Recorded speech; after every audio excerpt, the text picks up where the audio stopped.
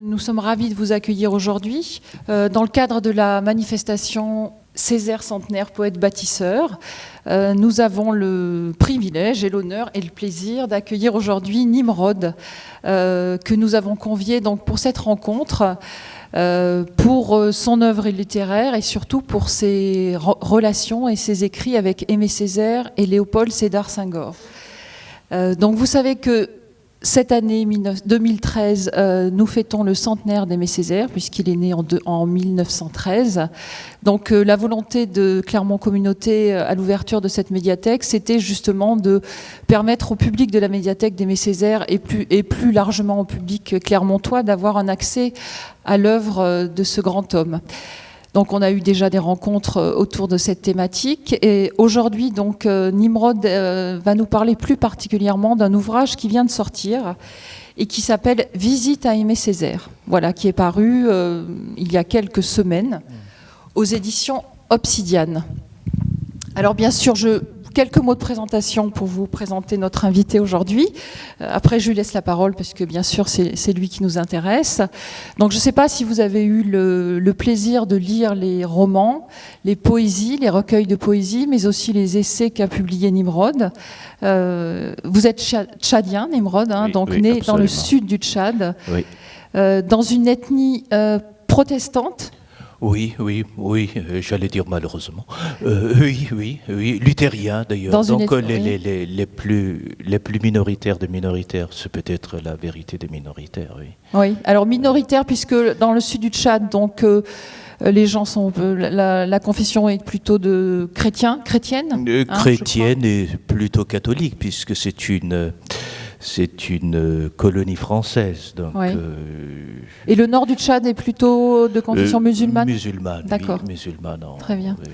Donc votre père était un pasteur ? Pasteur luthérien. Oui. Oui. Donc vous êtes né au Tchad et vous avez fait vos études primaires et secondaires au Tchad ? Oui. Vous avez enseigné, je crois, au Tchad et en également. Côte d'Ivoire. Donc vous êtes parti dans les années 1984 en Côte d'Ivoire à Abidjan pour fuir donc la guerre civile qui avait commencé en 1979. Surtout, oui, c'était ça, mais c'est surtout pour étudier, pour faire mes études supérieures parce que en fait j'ai obtenu mon bac en 81 et 81, le Tchad, c'était le chaos total, donc l'université du Tchad avait fermé. Et pour cela, au Tchad, notre premier président avait inventé quelque chose pour mettre les coopérants français à la porte, puisqu'il prenait tout le budget tchadien quand il venait pour enseigner. Et donc, il demandait à chaque jeune Tchadien qui venait d'obtenir son bac, de donner 2 ans d'enseignement au secondaire. Donc on recrutait des bacheliers qui enseignaient les classes de 6e, 5e. Donc je suis passé par là, j'ai enseigné donc la histoire géo et français pendant 2 ans. Mais la situation était toujours ce qu'elle était. Donc quand je termine en 83, je ne sais quoi faire. J'avais demandé une bourse.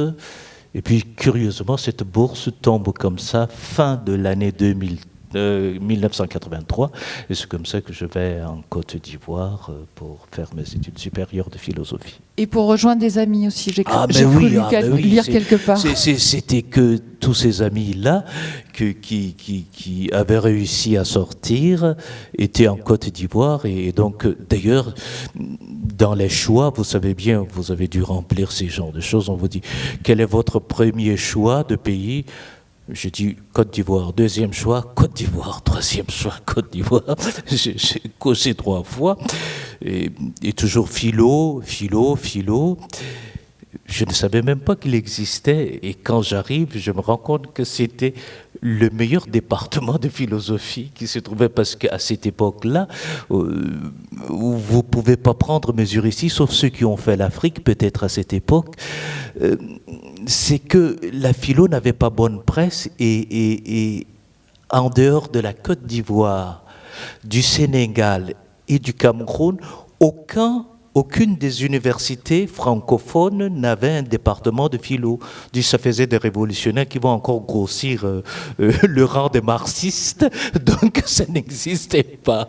Et donc, c'est comme ça que je demande ça, bêtement comme ça, et quand j'arrive, je tombais des nues, et j'étais dans l'un des meilleurs départements de philo, et ce qui fait que mes profs de philo de Côte d'Ivoire, certains que vous connaissez peut-être, comme la poétesse Tanela Boni, par exemple, pour ceux qui lisent un peu la poésie, qui est très très bien connue en France, c'était vraiment des gens hyper connus, mais qui, moi sortant de mon trou du Tchad, c'était extraordinaire.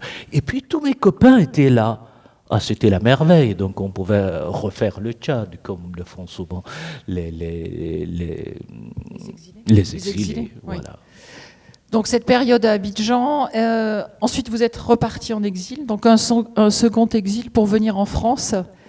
Vous avez demandé une bourse, je crois, pour partir. Oui, donc en Côte d'Ivoire, quand je termine avec ma maîtrise en 1987, je rentre dans l'éducation nationale ivoirienne, donc je vais enseigner dans le sud-ouest, dans la région du président qui a mis à feu et à sang la Côte d'Ivoire, c'est-à-dire Laurent Gbagbo.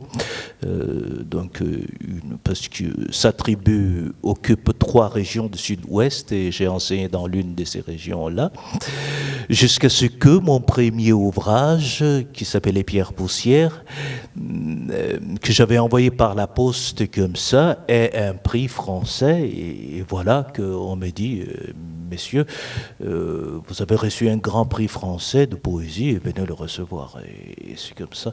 J'arrive en France et un copain me dit, mais est-ce que tu as envoyé ton livre à Léopold Sédar Senghor? Et il me dit, mais tu lui dis de te trouver une bourse, parce que ce copain était bien renseigné sur moi, il savait que mon but c'était de faire plutôt une thèse, et donc il dit, mais demande-lui de te trouver une bourse pour la thèse.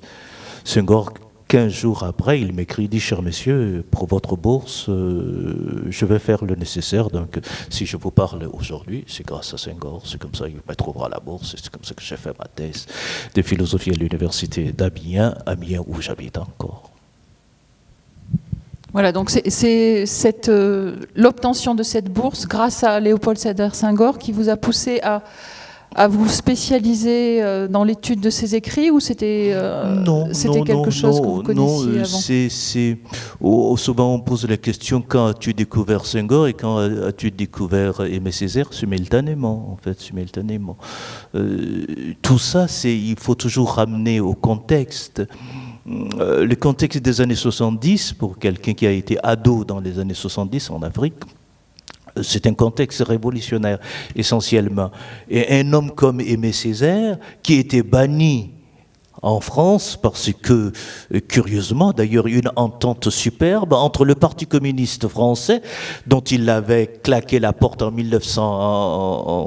octobre 1956, en faisant une lettre enflammée à son secrétaire de l'époque, Maurice Thorez, fait qu'il va devenir persona non grata, en tout cas dans les médias. La radio, la télé, l'ORTF d'autrefois, il était interdit de prononcer le nom d'Aimé Césaire.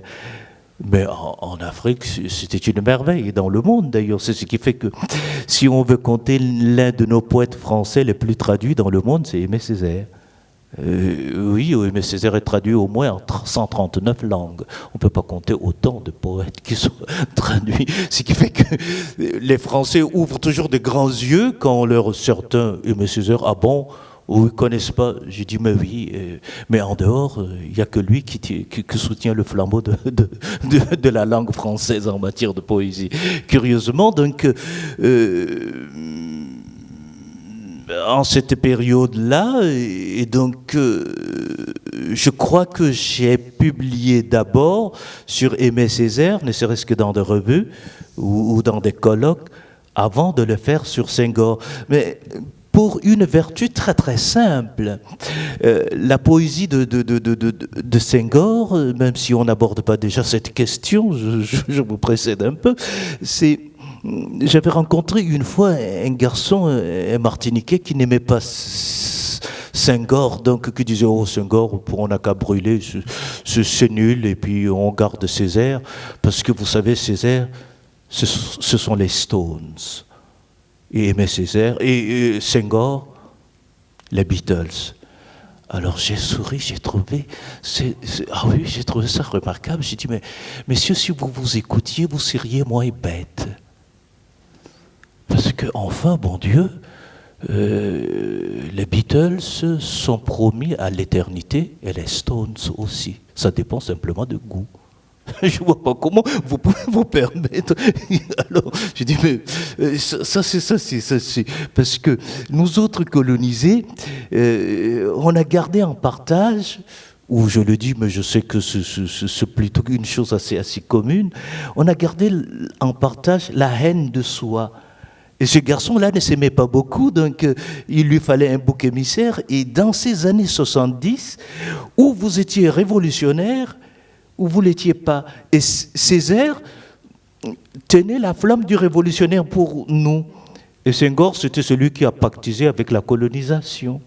Alors que chercher dans tout Césaire ne se permettrait jamais de qualifier comme ça son copain.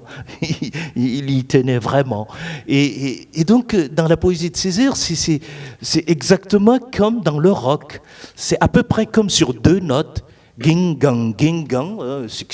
Les parents s'arrachent toujours les cheveux. Qu'est-ce que c'est cette musique de diable, hein, n'est-ce pas? Alors que chez Senghor, c'est vraiment comme les Beatles. C'est très très doux, très très coulant.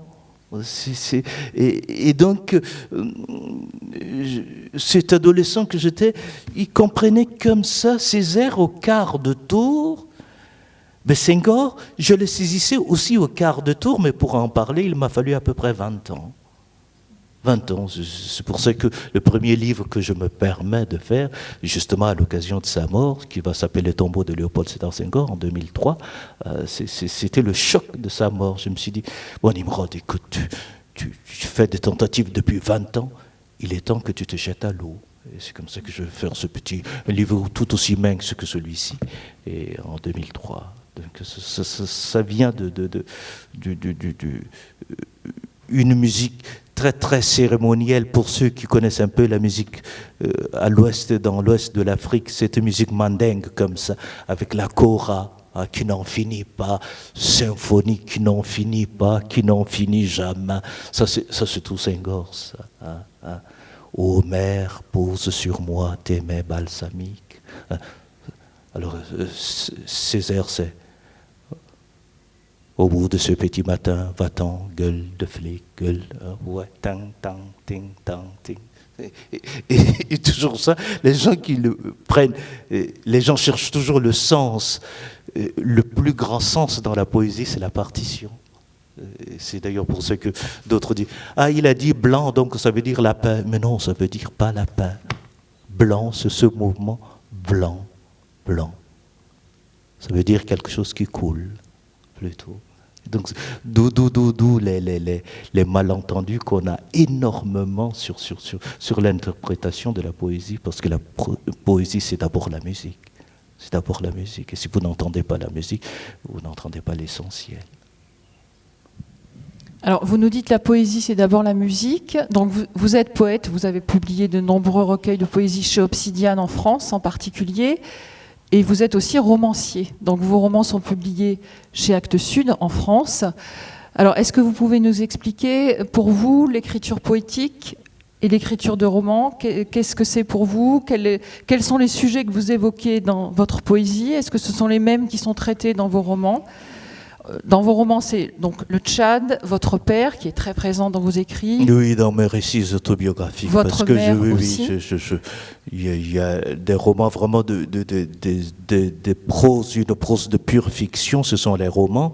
Et j'ai fait au moins deux récits autobiographiques. Le départ en 2005 et puis L'or des rivières en 2010. Dans le récit autobiographique, c'était la tentation de vouloir dire les faits, et d'ailleurs les personnages qui sont dans ces deux récits, ils portent les noms qu'ils portent dans la vie. J'ai rien changé. Quand bien même dire que j'ai rien changé, c'est complètement faux, puisque l'écriture change toujours le réel. Donc c'est pour ça que c'est pas une photographie. Et même une photographie ne filme pas vraiment le réel. Il le reconfigure tout au moins. Donc je fais ça, et puis dans la poésie, vous me posiez la question. La poésie, en fait, je parle de ce qui m'entoure. Là, je crois que vous êtes triste parce que le ciel est gris, mais ça, c'est un bonheur pour moi, ça, le ciel est gris. C'est pour ça que j'habite au nord de la France. Le ciel est toujours gris, je suis en paix. Je déteste le ciel bleu et la lumière. Donc voilà, voilà le paradoxe. Et quand vous dites ça, que vous êtes noir, les gens disent... Il n'est pas bien celui-là, d'où il sort. Bon, voilà, mais oui, je suis né en Afrique, mais j'ai rien détesté autant que ce ciel bleu qui gueule du matin au soir et 48 degrés à l'ombre. Non, je déteste ça. Donc je raconte ce qui m'entoure, la pluie, la poussière, les arbres, voilà. La poésie, elle est vraiment immédiate, elle est autour de moi. Mais quant au récit et quant au roman, je me suis dit, d'ailleurs quand je suis arrivé en France, on m'a dit, mais pourquoi vous n'écrivez pas sur la France? J'ai dit, bon, enfin... Il y a 40 millions de Français pour le faire. Au Tchad, il n'y a presque personne. Donc, je raconte ça. Mais c'était une boutade. C'est vraiment qu'on n'arrive pas comme ça et dans un pays, on le fait. Je sais bien qu'un Français est capable. Il va 3 semaines en Afrique, il prend un livre, il est écouté mieux que tous les Africains. C'est vrai, mais l'inverse n'est pas tout à fait vrai. Parce que je me suis rendu compte de la difficulté qu'il y a. C'est simplement maintenant, à peu près plus de 20 ans en France, que j'essaye de faire. Mais je l'ai vu là, avec ce dernier roman... un balcon sur l'Algérois qui parle, j'ai osé parler de Saint-Germain-des-Prés et que faire un personnage qui habite.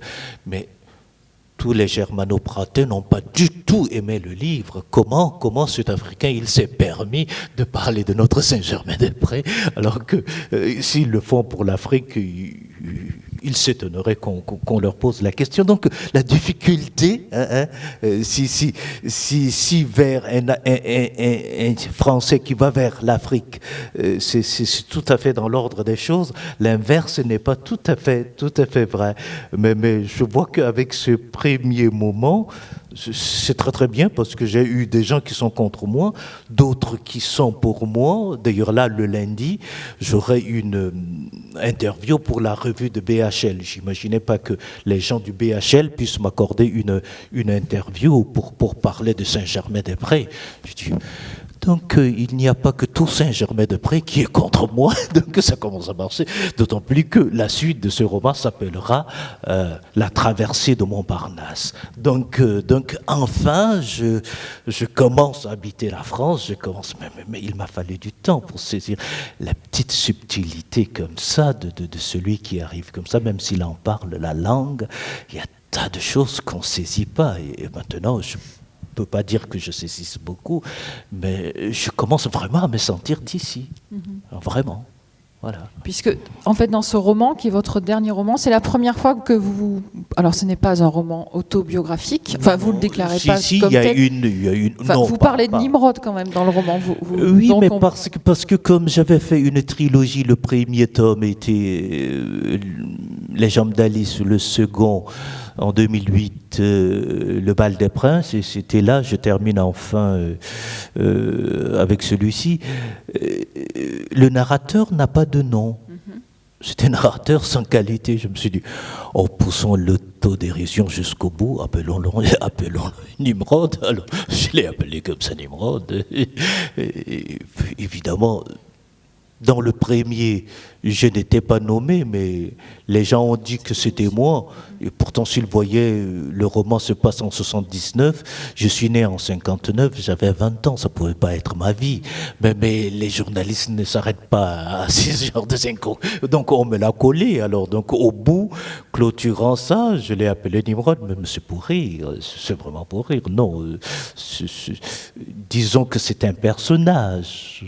Ça ne correspond même pas à l'écrivain, pour citer un théoricien célèbre français, Roland Barthes, disait « Celui qui écrit en moi, c'est même pas moi, c'est autre que moi. » Donc je l'ai donné c'est le nom, ça ne veut rien dire. Alors, peut-être qu'on va parler maintenant de cette fameuse visite à Aimé Césaire, donc cet ouvrage, cet essai publié chez Obsidian, là, juste au mois de mai. Donc, Visiter Aimé Césaire raconte la rencontre de Nimrod donc, et d'Aimé Césaire par l'intermédiaire de Daniel Maximin, puisque c'est Daniel Maximin qui a proposé cette rencontre, qui vous a proposé cette rencontre. Aimé Césaire avait 93 ans. Vous êtes allé donc sur l'invitation de Daniel jusqu'à Fort-de-France en Martinique. Et vous avez passé 2 heures avec Aimé Césaire. Alors vous dites de cette rencontre qu'Aimé Césaire est une machine à fabriquer la familiarité et que l'hospitalité césarienne est infiniment irradiante. Donc je voulais tout de suite que l'on parle de ça, parce que vous avez en même temps cette retenue, cette timidité, parce que vous êtes impressionné. Vous dites aussi que vous n'aviez pas eu... C'est un choc sans retour pour vous, et que vous n'aviez pas eu...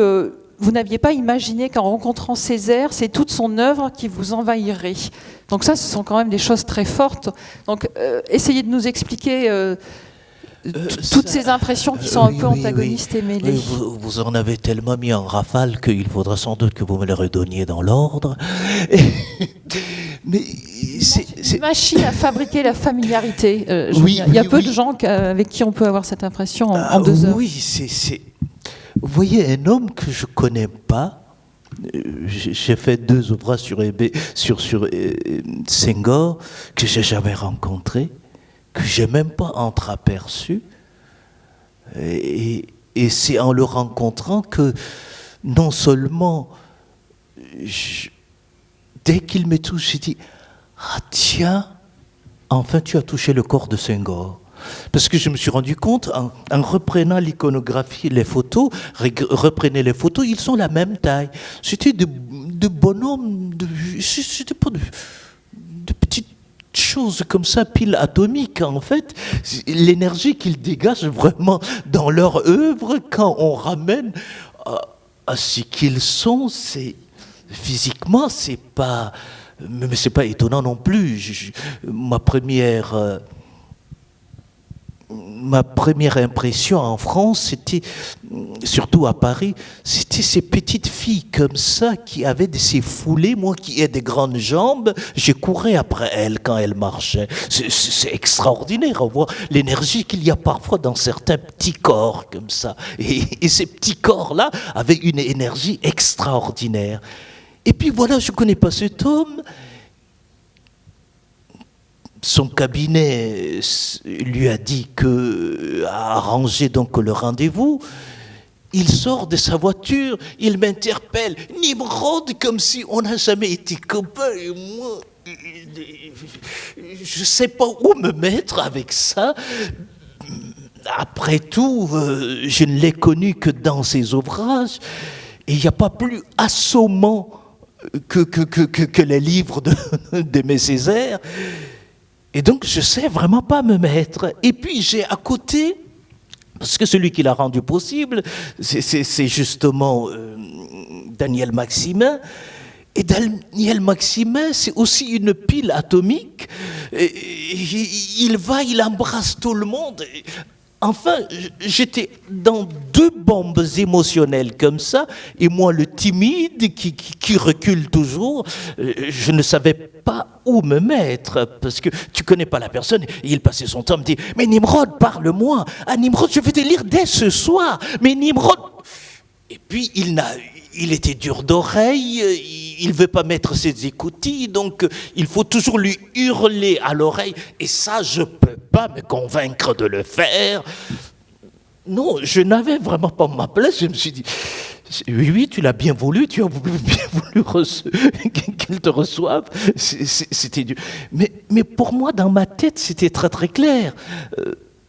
Je voulais juste avoir l'insigne honneur d'être une demi-heure dans sa présence, tout.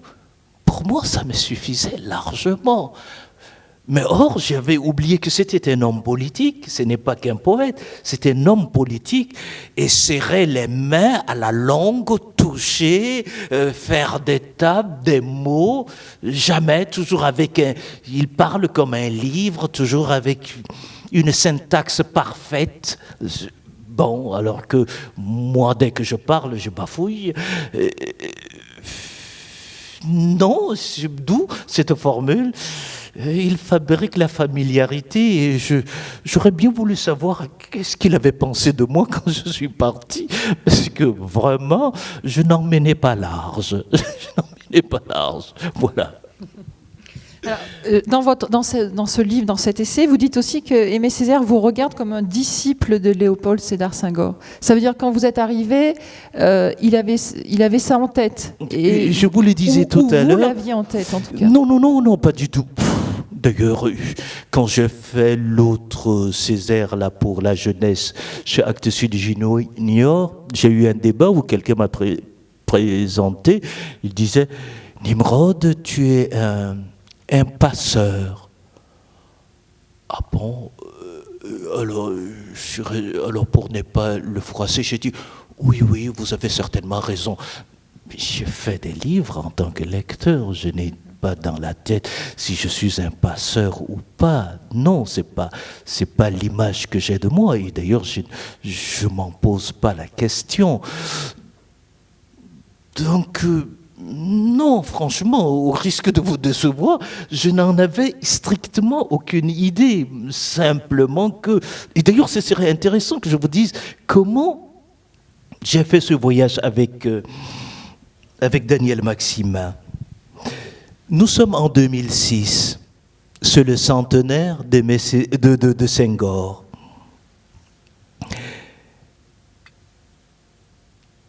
Apparemment, depuis quelques années,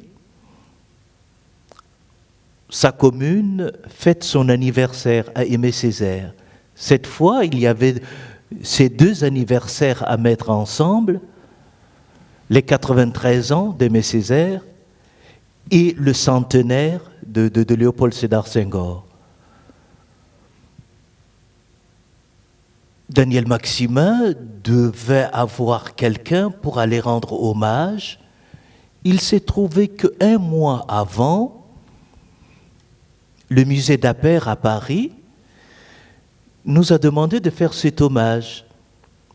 J'étais assis où je suis et à votre place, il y avait Daniel Maximin. Et on avait dit qu'on ne ferait pas une conférence classique. On avait dit, il jouerait Aimé Césaire et moi je jouerais Léopold Sédar Senghor. Et on a fait le jeu. Ça a tellement plu que les gens ont cru qu'on était des acteurs. Après, on a eu des invitations. Venez. Alors Daniel Maximin, qui n'est pas à un coup près, surtout quand c'est pour l'improvisation. D'ailleurs, je dis dans cet ouvrage que c'est en fait un improvisateur de jazz. Et c'est un excellent connaisseur de jazz, hein, dans le texte et dans la partition.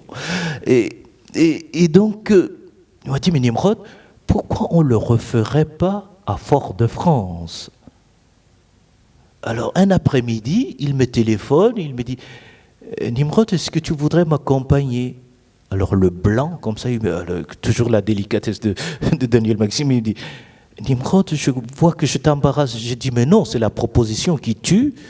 Mais tu vois, tu tombes comme ça au milieu de semaine, j'ai quelques rendez-vous, donne-moi le temps de décommander mes obligations, et comme ça, je pourrais faire le voyage avec toi. Donc il a dû m'appeler lundi pour un voyage le mercredi. Et d'ailleurs, le voyage, il ne le ferait pas lui-même avec moi. il ne viendrait que le lendemain, parce que lui aussi avait des obligations. Ça, c'est tout Daniel, ça. Alors, je me souviens, son avion devrait arriver à 16h pour une conférence qui se faisait à 16h. Évidemment, il est arrivé avec 1h30 de retard. La salle était comble, il y avait 200 personnes qui attendaient sagement, et on a fait notre numéro encore. Applaudissements, vous êtes des acteurs formidables. Lui, il buvait le compliment, mais moi, je m'en sentais pas digne du tout. Et donc, voilà à peu près comment j'entre, et c'est pour ça que ce livre, je le lui dédie à Daniel Maximin. Et enfin, ce terme que je ne peux pas m'autoriser de grand passeur, je le lui dédie, et d'ailleurs à Daniel Maximin, le grand passeur. Et il m'a appris une chose formidable, moi qui ne vis que dans les livres de ces grands, il est bon de rencontrer leur corps. Et en rencontrant leur corps, je me suis rendu compte combien chacun de leurs textes, quand on les a rencontrés, on trouvera toujours un fragment qui résonne quelque part sur un aspect de leur corps. Et ça, c'était la révélation. Je me suis dit, oh, comme tu es idiot, tu es vraiment passé à côté de beaucoup de gens. C'est ce que tu aurais dû faire dès le début. Voilà. Alors, dans cette rencontre, il y a aussi il y a ce que vous imaginiez d'Aimé Césaire, ce que vous connaissiez de lui, mais il y a aussi toute la partie humaine, votre relation que vous avez eue. Vous parlez beaucoup d'un homme qui est très tactile, qui vous a interpellé, qui vous a amené à discuter. Et vous dites aussi que pour lui, le divertissement était essentiel. C'est-à-dire que vous avez senti chez lui cette joie de vivre, cet humour aussi. Vous pouvez nous en parler ? Mais il faut dire que au fond, sa famille, ou l'une de ses familles, et j'ajouterais peut-être un adjectif, il a quelques familles principales, 2 ou 3, et l'une d'elles, mais quand même, pour vous imaginer, c'est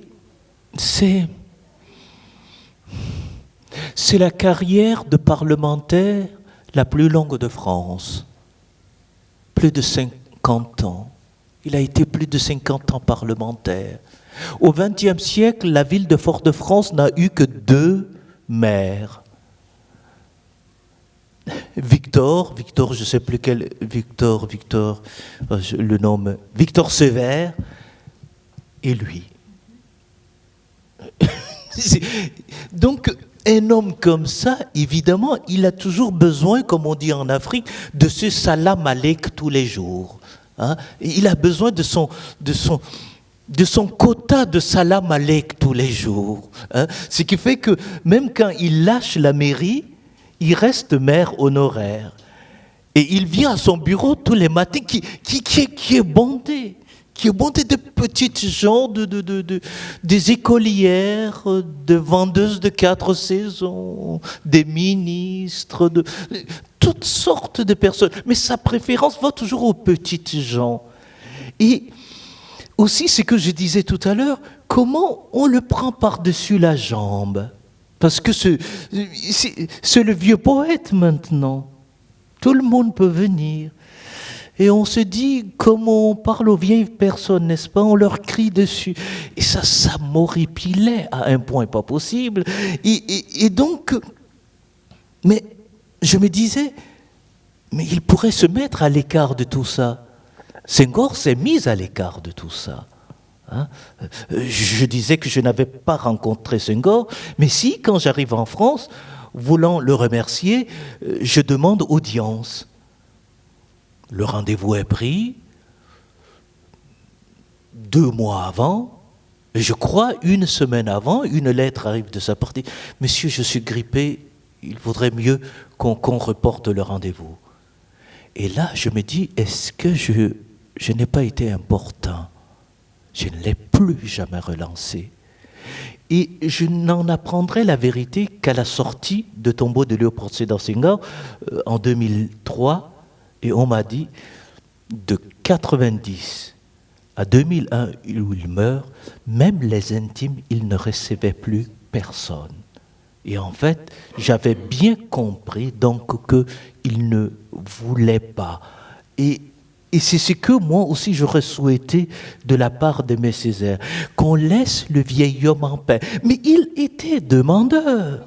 Il était demandeur, il lui fallait, comme je dis, son quota de salam aleik. Et donc, il venait comme ça, et je voyais des gens qui le froissaient, mais il regardait ailleurs, il devenait évasif. Heureusement, il y avait toujours quelqu'un pour dire la bonne phrase. Et le fraternel bonhomme revenait. J'ai toujours dit, je choquerais beaucoup d'Africains, parce que les Africains adorent tellement l'honneur. Ils ne savent pas que l'honneur ne va pas sans déshonneur, comme toute chose humaine d'ailleurs. Que ce serait vraiment beau de parler de cet homme. Il y avait un philosophe catholique qui est mort, il disait, je dirais Hegel, génie et bêtise mêlées. Et je crois que c'est la même chose. Il faudrait dire ça, comme ça, les deux choses à la fois. Et c'est extraordinaire. Vous restez là, une minute, il y a une chose sublime. Quelqu'un qui parle comme Daniel Maximin, ce parfait. Et vous trouverez un groupe de Sénégalais qui viennent de Dakar. Il y a même des agrégés de philosophie et de lettres parmi eux. Ils n'ont même pas préparé leur conférence. Et disons, le vieil homme, il n'entend rien. Et ils vont comme ça au micro, ils disent n'importe quoi. Mais le vieil homme, il entend tout.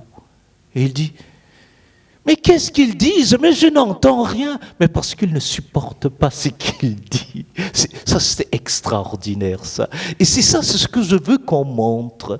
Hein, le sublime et le vulgaire et tout cela. Mais parce que c'est ça. Un homme, un politique dans l'arène, c'est ça. Hein, nous venons là de perdre André Mauroy. J'ai vu autour d'André Mauroy, c'est aussi ça. Puisque habitant au nord, j'ai eu le temps de le voir, c'est ça. Et malheureusement, quand on fait des choses très, très... avec beaucoup de compunction, et on ne montre pas ça. Et c'est vraiment que cet homme-là se soit comme ça affiché à des gens qui pouvaient vraiment le prendre comme ça par-dessus la jambe, alors qu'il était l'élégance. Même nous parlions tout à l'heure de ces vestes qui le dépassaient, mais il était toujours tiré à 4 épingles dans ces vestes d'un autre âge. Mais c'était extraordinaire. En tout cas, pour le poète que je suis, le sublime et le moins sublime, comme ça, allant côte à côte. Et c'est ça ce que j'ai adoré. Et j'en remercierai toujours Daniel Maximin, parce que sans cette introduction, je n'aurais pas eu comme ça à l'approcher et à le voir de près. Alors peut-être on peut parler aussi maintenant de la poésie. Alors parler de la poésie de Césaire et celle de Léopold Sédar Senghor, puisque c'est lui que vous fréquentez bien volontiers. Alors Césaire disait de Senghor qu'il l'appelait frère Diali. Alors Diali, ça veut dire poète diseur africain. Ça veut dire, c'est en fait ce mot que vous connaissez en griot. Griot dans les langues mandingues en général se dit Diali ou Dieli. La voyelle change un peu, mais ça veut simplement dire griot. Mais oui, mais le griot n'est pas seulement poète. Le griot est chroniqueur, est historien, est généalogiste. C'est en fait la mémoire, quoi. Un griot est capable de vous raconter 800 ans d'histoire sans rien, simplement de tête. Mais bien sûr, ça prend plusieurs jours. Et comme ça, il les débite, mais il peut remonter comme ça 800 ans d'histoire. Donc, comme ça, démêler toutes sortes de généalogies d'histoire. Donc voilà, ce n'est pas que le diseur, le poète, c'est en fait le mémorialiste, quoi. Mais quelque chose que l'Occident connaît bien. Qu'est-ce que c'est que l'Aïd grec? Qu'est-ce que c'est que notre Homère? C'était ça. Donc il porte comme ça non seulement l'histoire, mais des chansons de gestes, des chansons généalogiques, comme ça sur presque 1000 ans, comme ça. Dans la mémoire d'un homme, c'est complètement fou. C'est complètement fou. C'est ce qui dit que l'école du griot, c'est une des écoles les plus exigeantes qui soit, qui ressemblerait un peu aux formations des moines occidentaux.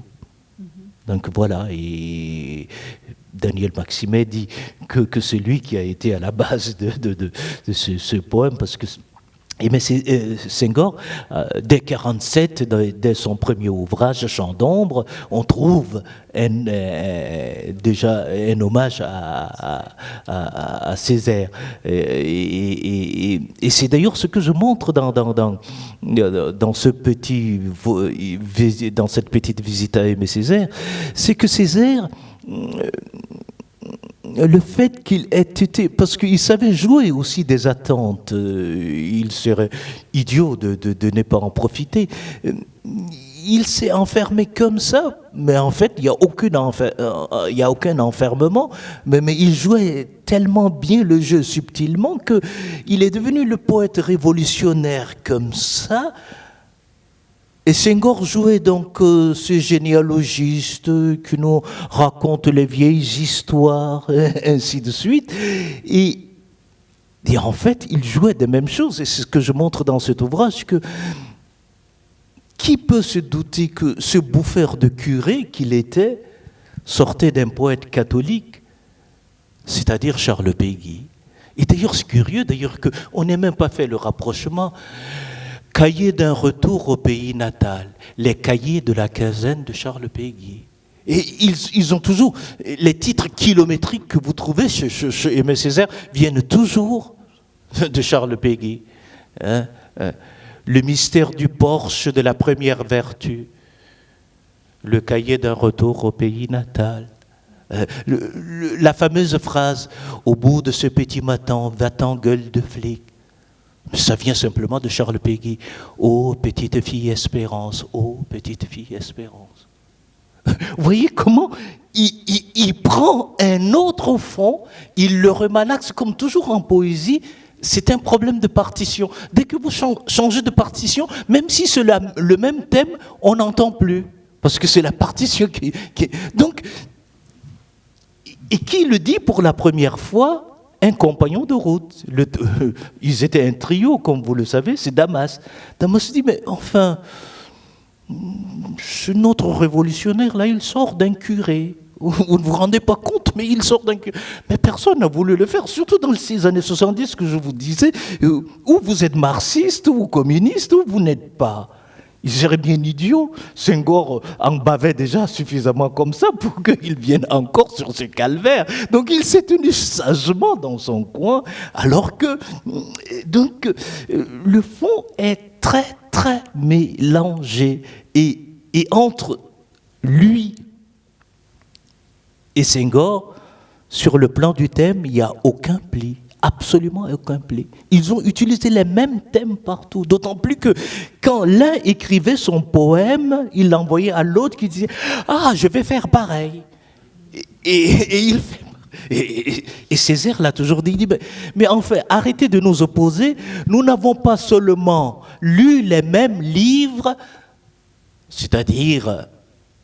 le même titre, on a lu le même livre, l'un avait annoté et j'ai annoté dessus. Ça, c'est aussi un travail qu'on attend de la part des universitaires, de nous montrer, d'aller dans les bibliothèques, leurs bibliothèques particulières, pour nous montrer. Parce qu'ils ne s'en vantent pas, c'était exactement comme ça. Je me disais, si je voulais faire un travail universitaire sérieux, je ferais ce travail, mais d'accord, mais les universitaires d'abord ne l'accepteraient pas, et puis deuxièmement, je perdrais mon temps, parce qu'après tout, mon boulot, personne ne le ferait. Donc voilà ce qu'il y a, comme ça, de voir que si l'un parle poète bâtisseur, mais oui, Senghor le disait autrement. Il disait poète président. Et un président, il bâtit. Comprenez? C'était tout le temps ça. Si vous trouvez un équivalent, alors c'est pour ça que quand je trouve des gens, oh, j'adore Césaire et je déteste Senghor, je dis, c'est que tu n'as pas lu Césaire non plus. Tu as dû le lire dans quelques anthologies, les quelques 5 ou 10 textes que nous connaissons tous, donc tu ne connais pas l'œuvre. Parce qu'on ne peut pas les opposer. Et ça, il faut pouvoir voir au-delà des thèmes et au-delà des partitions. Est-ce que vous voulez bien nous lire un ou deux passages de cet ouvrage? Et peut-être après des questions parmi vous.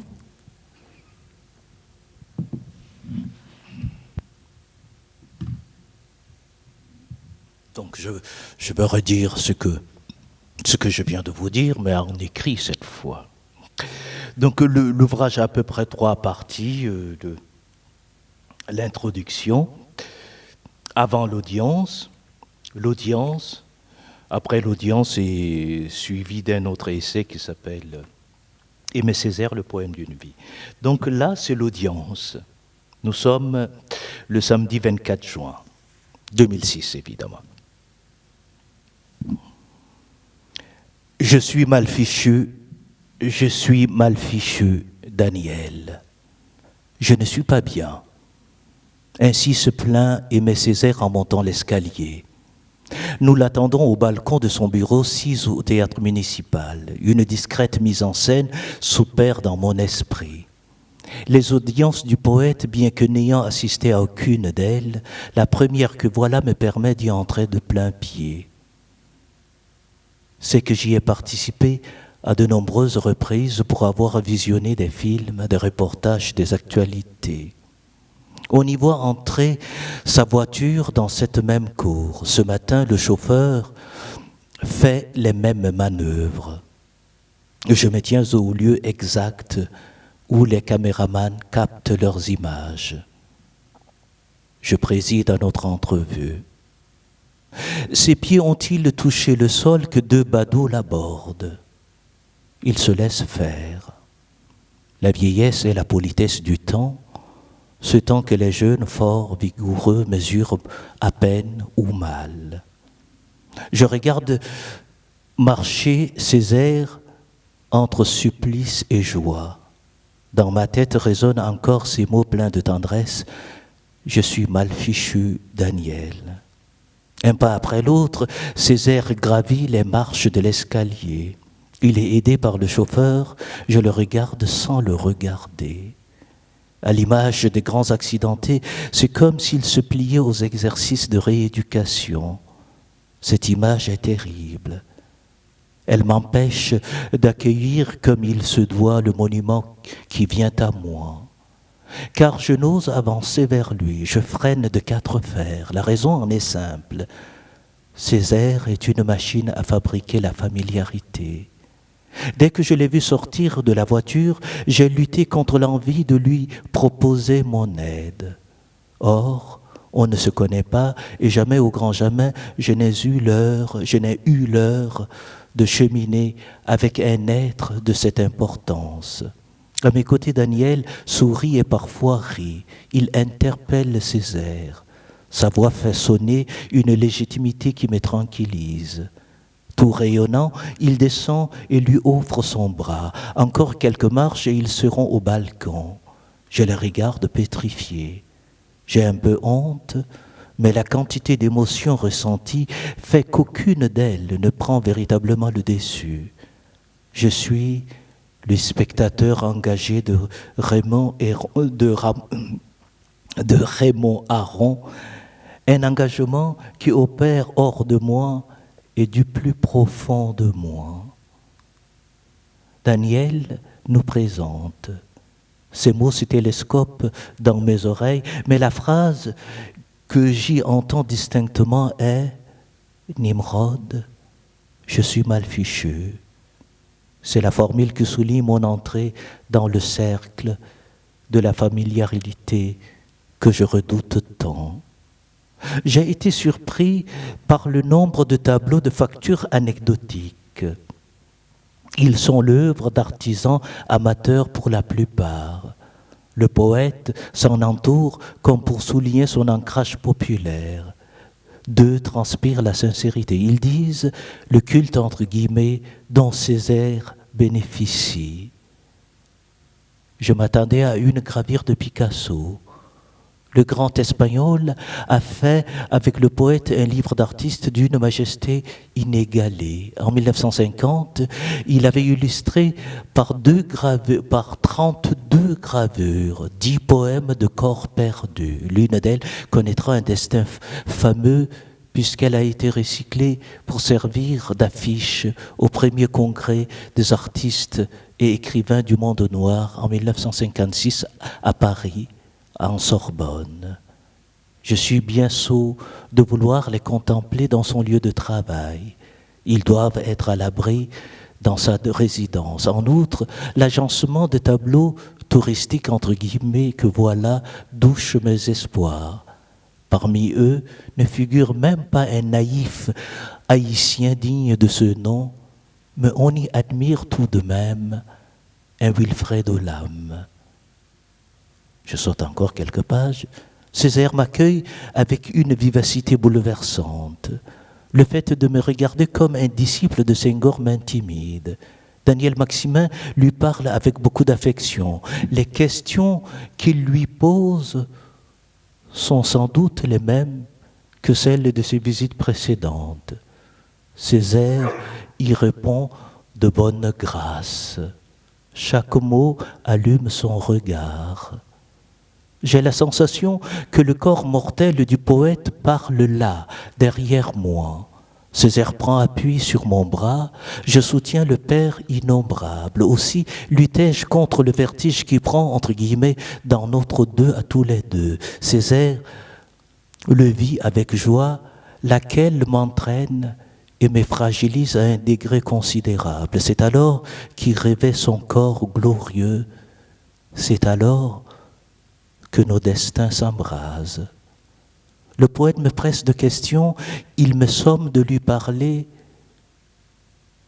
et je lui ai toujours parlé, je le réalise là, mais c'était à travers son œuvre.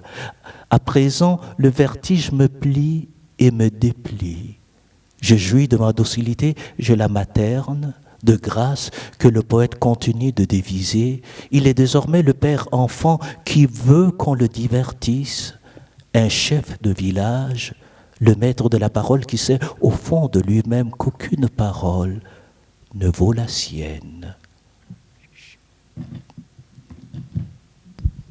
Merci pour cette lecture. Alors, est-ce que vous avez des questions peut-être à poser à Nimrod ?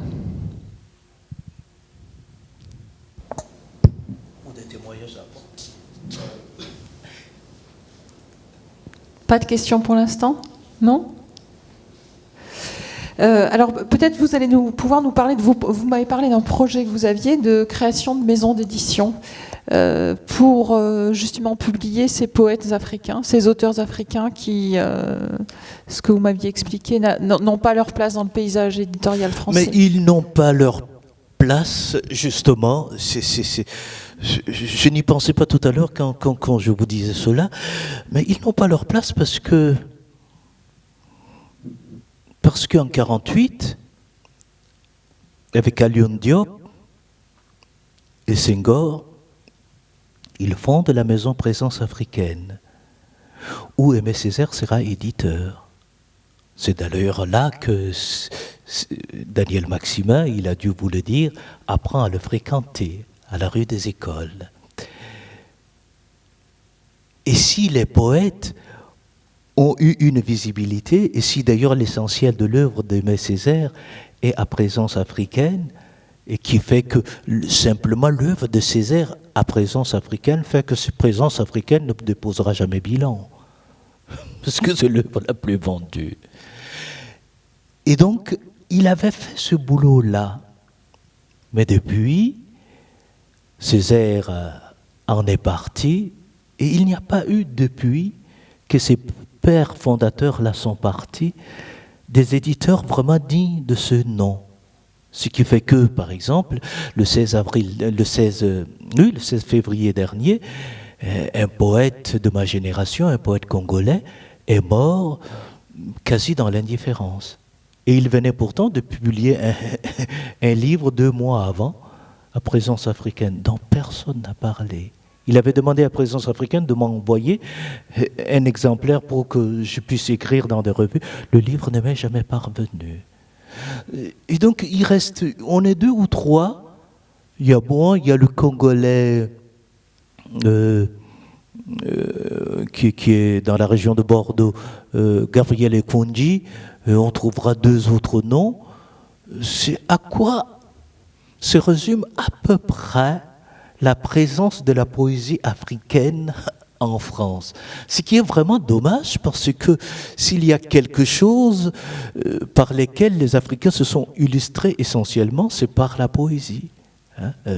Ce qui fait que la grande figure de notre littérariste reste Senghor. Et Senghor, il disait, s'il devrait rester qu'une chose de ce que j'ai produit, ma poésie, rien d'autre. Et donc je me suis dit, je vais reprendre ça. Et donc, pour que ça ne reste pas comme ça dans le ghetto, j'ai vu quelques partenaires. D'abord le partenaire des livres dans ma région, et puis Jean-Pierre Siméon, qui vient, c'est vous qui nous l'avez donné, n'est-ce pas, pour le printemps de poètes. Donc j'ai trouvé comme ça quelques plateformes. Je me suis dit, je publierai 2 livres par an. 2 livres, c'est tout, à peu près autour du printemps de poètes, qui vivront avec 2 ou 3 festivals. Parce que 2 livres à faire en poésie, je peux parfaitement le faire sans que ça puisse déborder sur mon travail habituel. J'ai dirigé des revues, je sais faire l'éditorial, je fais les maquettes. Donc, au fond, j'ai besoin de ces machines-là juste pour la diffusion. Pour que, de nouveau, on revoie cette poésie africaine. Et justement, l'un des titres apparaître l'année prochaine. C'est une anthologie faite de 14 poètes africains. Un livre qui fera 230 pages environ. Et donc voilà, pour que enfin qu'on revoie ça, que ce ne soit pas publié pour les Africains dans les milieux africains. Après tout, j'ai toujours soutenu que ce que nous faisons est de langue française et appartient parfaitement à la littérature française. Que les décideurs en pensent autre chose, on s'en fout pas mal, parce qu'aujourd'hui, on peut venir à vous comme vous le faites là. On n'a pas besoin vraiment des décideurs, de ceux qui croient qu'ils font la pluie et le beau temps. Alors, si vous n'avez pas de questions, je vais vous remercier encore de votre visite. Oui, je vous ai assommé de mes bafouillages. Vous êtes gentil. Oui. Voilà. Alors, une question au fond de la salle. Moi, j'en ai une. Oui. Vous êtes publié chez Actes Sud et chez Obsidian. Donc, Actes Sud pour les romans, Obsidian pour la poésie ou les essais. Comment êtes-vous venu à ces 2 maisons d'édition? Ou est-ce que, en envoyant vos manuscrits, ce sont elles qui se sont dégagées et venues à vous? Et quelles sont vos relations avec chaque éditeur? Avec chaque éditeur ou chaque maison d'édition? Les meilleurs, surtout quand on est dans une petite maison d'édition, donc les choses se font. Pour vous dire, ce petit livre-là qui est encore plein de coquilles, parce que mon éditeur... quand c'était le temps qu'il fait, donc Georges Monti, qui avait son imprimerie, c'est lui qui faisait tout. Mon éditeur, il y en a comme ça quelques-uns, et d'ailleurs beaucoup des éditeurs, ils ne s'y connaissent pas du tout en fabrication de livres. Donc je lui avais fait la maquette, mais je lui avais fait la maquette avec X-Press. Apparemment, son imprimeur n'avait pas X-Press, il lui fallait le InDesign. Bon, sa femme a dit, je prends le dessus, et elle prend le dessus, et j'ai corrigé 4 fois, il reste quand même des coquilles, parce qu'ils arrivaient. Et on a mis 2 mois pour juste intégrer ces 2 petites photos. C'était assommant. Oui, mais c'est pour ça qu'on adore les petites maisons. Ça se fait comme ça, mais parfois, je préfère parler technique avec des techniciens. On perd moins de temps que de le faire avec des amateurs. Donc, j'adore de faire ça. Et moi, je n'ai pas la manie de changer comme ça d'éditeur. Je suis chez Obsidian, ça fait bientôt 25 ans. Et vous me posiez la question comment je suis arrivé à l'une et l'autre maison.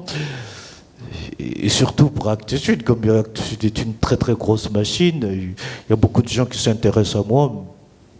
pas pour ce que je fais, mais amène-nous chez Actes Sud. Souvent, je suis obligé de dire, je ne suis pas actionnaire chez Actes Sud, je ne suis qu'auteur.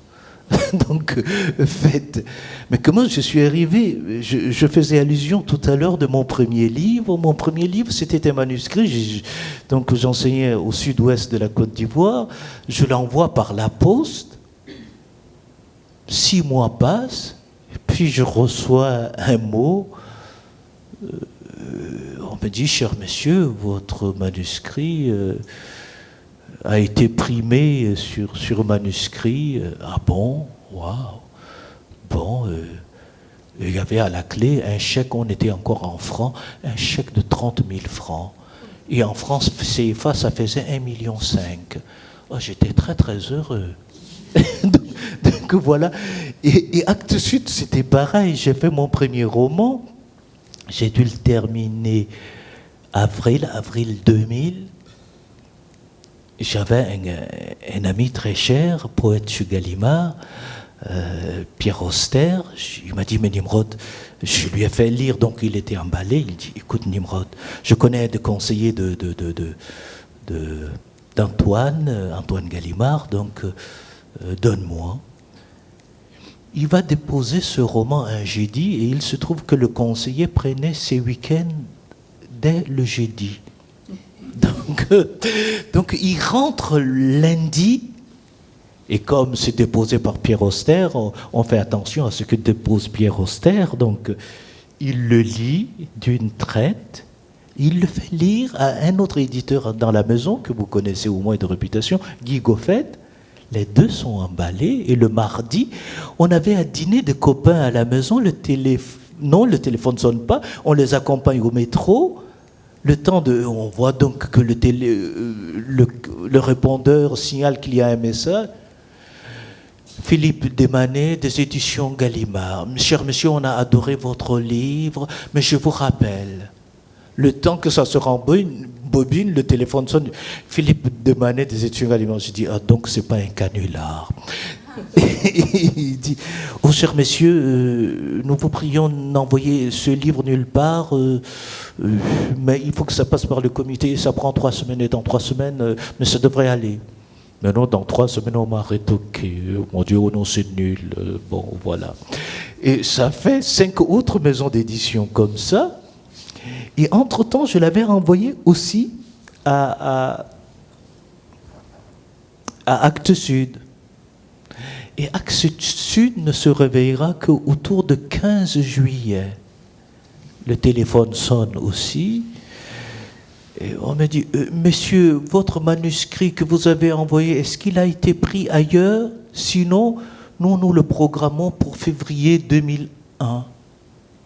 Je dis, d'abord, j'ai dit, mais de quoi vous me parlez? Mais votre manuscrit, votre roman, j'ai dit, ah, mais moi, j'avais oublié entre-temps, comme je n'ai fait qu'essuyer des refus, pour moi, c'est encore raté, alors je me réveille en sursaut. Ah, vous dites, oui, nous adorons ce roman et on le programme pour février 2001. Je dis, mais c'est une bonne nouvelle, ça. Ils étaient réglo. Ils ont envoyé le chèque des avaloirs dès le début. Et c'était très, très bien parce qu'on allait en août et les impôts arrivaient. Donc j'avais des impôts à payer. C'était merveilleux. Et c'est comme ça que cela s'est fait. Et souvent les gens me disent, mais comment tu es arrivé dans ces maisons d'édition? Je dis, mais les maisons d'édition payent des fortunes pour... Sur 5000 manuscrits, il y a peut-être 2 qui sont bons. Et ça prend un peu de temps. Vous avez vu, avec Pierre Auster, ça a pris 3 jours, mais quand vous envoyez vous-même, toutes les maisons, on vous refusera, mais ça finit toujours par trouver. Et voilà comment je suis arrivé, et toutes mes maisons d'édition, je les ai eues par la poste. Et donc quand les gens viennent me dire, machin, je dis, vous imaginez pas, vous êtes français, vous êtes blanc, vous êtes tout ce que vous voulez, moi africain, et surtout tchadien, qui connaît un tchadien? Et qui négocierait pour moi? Mais simplement, si vous faites cette démarche-là, s'il y a de la qualité, quelqu'un finit toujours par vous appeler pour vous demander Parce qu'ils savent tous qu'on n'envoie pas qu'à eux, on envoie aussi à la concurrence. D'où ce mot, est-ce que ça a été pris ailleurs? Ça vient de là. Donc tout simplement, non, quand ça a de la qualité, mais quand on écrit, en effet, il n'y a qu'un seul exercice qu'on sait faire. Quand on écrit, on s'expose à être refusé. Voilà, c'est aussi simple que ça. Et c'est pour ça que ceux qui après quelques refus, disent qu'ils ne sont pas doués ou qu'ils ne sont pas faits. Non, ça n'a rien. Oubliez votre et recommencez. Si ça a vraiment de la qualité, ça finit toujours par trouver son éditeur. Oui, monsieur.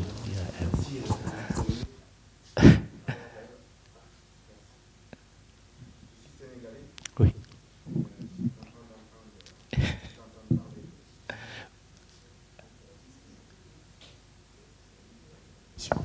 Oui. Voilà, merci. Oui. C'est pour l'enregistrement. D'accord.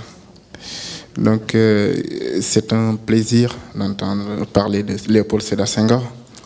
Et ce que je voulais vous demander, c'était de savoir aujourd'hui, au XXIe siècle, Senghor, Léon Contant-Dama et Césaire, ce qu'ils nous ont laissé en tant qu'Africains. Est-ce que vous avez l'impression qu'ils ne sont pas oubliés? Si oui, sinon, je ne sais pas. Vous qui avez rencontré Césaire, quelle est votre impression en fait sur mais c'est l'objet de mon livre, Visite à Aimé Césaire, c'est ça, comme Tombeau de Léopold Sédar que j'avais fait en 2003, ou bien dans la collection Poètes d'aujourd'hui des éditions Segers, Léopold Sédar Senghor. Comment on honore ces gens? Et c'est d'ailleurs pour ça que l'idée ne m'a jamais traversé d'aller rencontrer ces gens, parce que c'est leur œuvre qui parle. Si vous aimez Senghor, si vous aimez Césaire, lisez-les. Je vous disais que Césaire, je l'avais compris dès ado, mais ça m'a quand même pris quelque temps pour... Mon œuvre la plus césarienne, c'est Babel Babylone, où je prends comme ça, et d'ailleurs, il y a même parfois où je reprends au bout de ce petit matin, dans quelques vers comme ça entrelacés. Mais parce qu'il faut du temps pour assimiler un auteur, pour pouvoir en faire quelque chose. On trouve des gens, dans ma ville, j'ai même vu ici, des gens qui se font Claude Césaire, Claude Senghor, mais en fait, ils utilisent leur nom. C'est autre chose. Lire un auteur et se former à travers un auteur, c'est ça.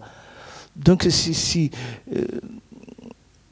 les Sénégalais, pour la première fois, j'ai été à Dakar et j'ai été sur la tombe de Senghor et à son village à Joal pour voir sa maison de naissance. Et ça m'a fait plaisir. Et ce qui m'a fait plaisir, et j'ai compris, Senghor disait toujours de ses compatriotes que lui, il s'assumait comme métis culturel. Il n'est pas seulement le Joal, le gars de Joal, il n'est pas seulement le Sérère, il est aussi le Wolof. Et il est aussi le professeur de latin et de grec. Il est aussi Homère. Il disait que la colonisation nous a apporté quelque chose qui fait que nous ne serons plus tout à fait des Africains, nous ne serons pas tout à fait aussi des Européens. Nous trouverons une nouvelle espèce, comme ça, avec des guillemets. Et c'est ce qu'il trouvait avec ce bon concept, le concept de métis culturel. Il dit, nous sommes des métis culturels. Il dit, le métis biologique, ça se voit d'emblée. Mais le plus difficile, c'est le métis. Et il dit, la situation difficile du métis culturel vient de ceci. Les Africains ne le trouveront pas assez africain à leur goût. Les Français aussi ne le trouveraient pas assez français à leur goût. Mais parce qu'il fait autre chose, il invente autre chose. Pourquoi Césaire a dit de son premier livre, Cahier d'un retour au pays natal, il dit c'est même pas le poème, c'est l'antipoème. Mais il savait qu'il inventait quelque chose là. Et en effet, les universitaires nous ont montré que c'est quelque chose comme ça qui vient justement de ce que ces Africains venus d'Afrique et disséminés dans les Amériques par la colonisation ont gardé comme ça des rudiments de rythme africain. Ils ont inventé une nouvelle langue, le créole et le français, et tout cela a donné quelque chose. Au début, à la sortie du cahier d'un retour au pays natal, les Français se bouchaient les oreilles. Ils ne pouvaient pas entendre. Qu'est-ce que c'est que ces machins qui fait ging-gang-gang partout? Qu'est-ce que c'est que ce bruit?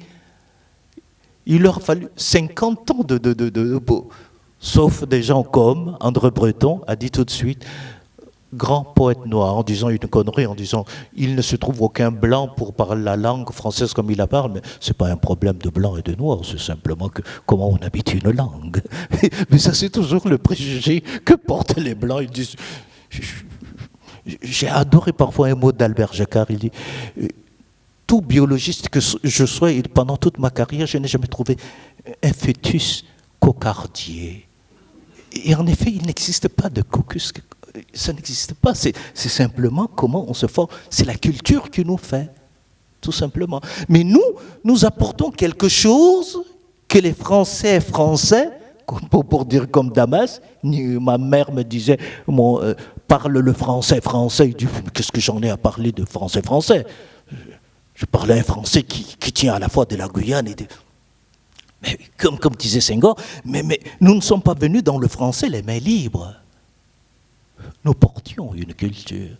Donc c'est ça. Alors donc, ça ne vaut pas la peine de dire je suis pour Senghor, je suis pour Césaire.